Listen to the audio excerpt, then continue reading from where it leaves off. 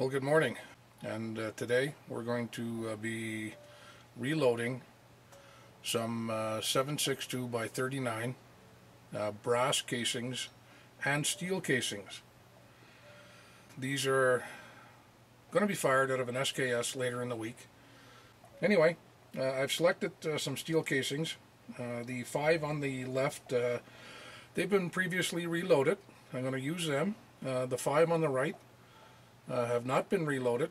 They're simply steel casings that I've picked up off the range.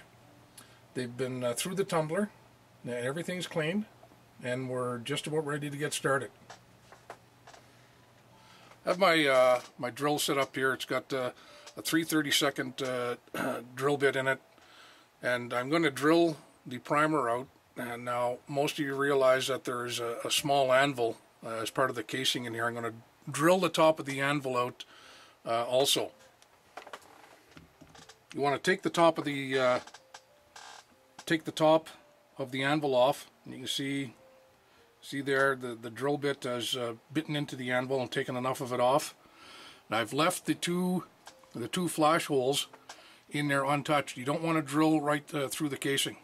I'll use the Lee here.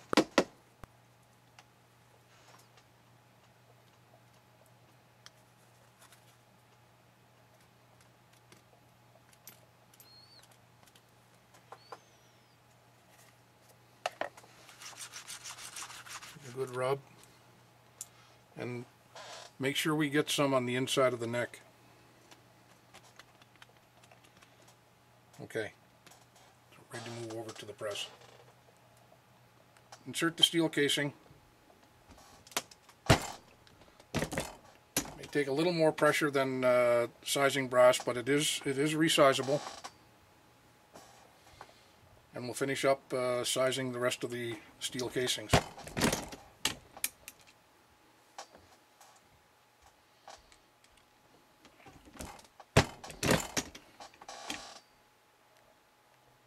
Okay, so resizing is complete. Now we're going to reprime the brass and the steel casings using large rifle primers.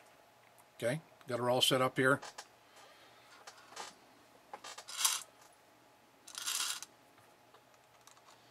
You guys have all seen this before, so anyway, we're using that setup for the brass.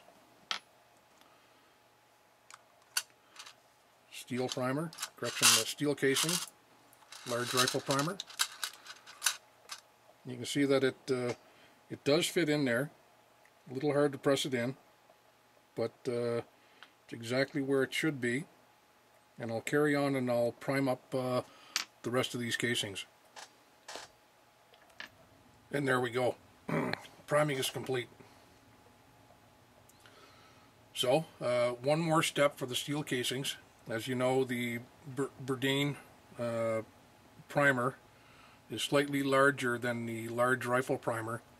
The large rifle primer will fit, and it's snug in there, but it's not snug enough. So one more step to ensure that the primer will not back out during firing. Okay, so like I said, the primers are in the steel casings, but they need just a little more something to keep them in there so they don't back out during firing. What I'm going to use is just clear fingernail polish, and I'm going to apply a drop to each primer.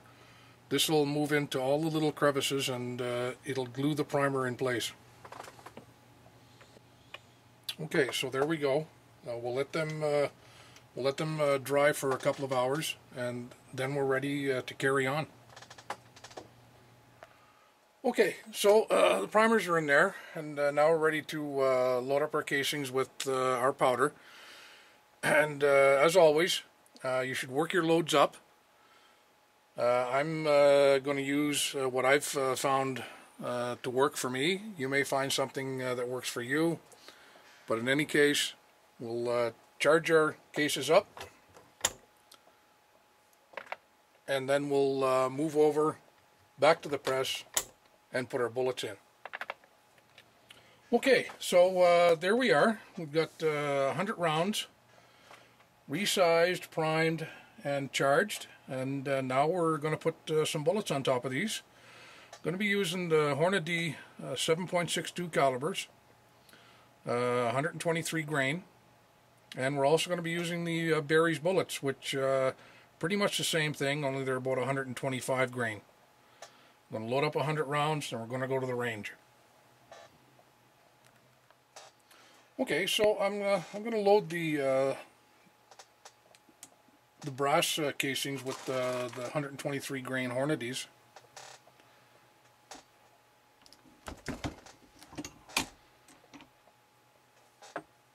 Pretty simple. You guys have all done this before, so I won't bore you with the next 98 rounds. And I'm going to do 10 of the steel cased bullets with the Hornadys too. And then the rest of them with the Berry's bullets.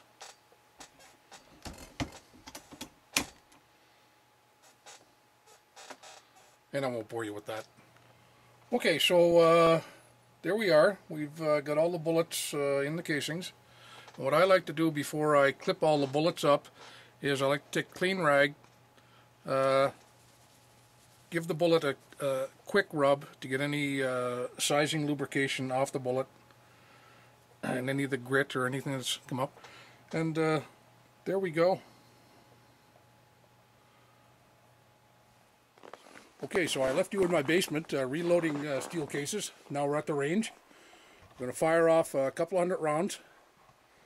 Chinese SKS at target about 50 meters downrange.